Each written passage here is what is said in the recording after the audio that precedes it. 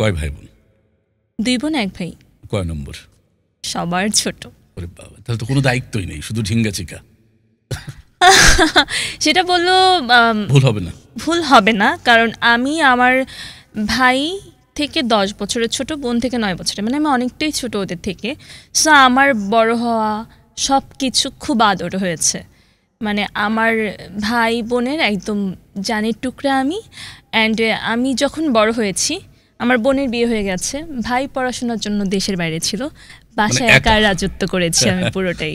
আচ্ছা, এবং দূর থেকে শাসনও করার সুযোগ নেই, ভাই বোন দূরে থাকলে বরং আরো আদর উপচে পড়ে, বিষয়টা এরকম। আমি খুব চেয়েছি, আমার এটা নিয়ে অনেক আফসোস ছিল, বিকজ আমি যখন বাসায় একা বড় হচ্ছিলাম, আমি মার সাথে খুব চিল্লাতাম যে মা আমার একটা ছোট ভাই বোন লাগবে, আমার একইভাবে ভালো লাগে না।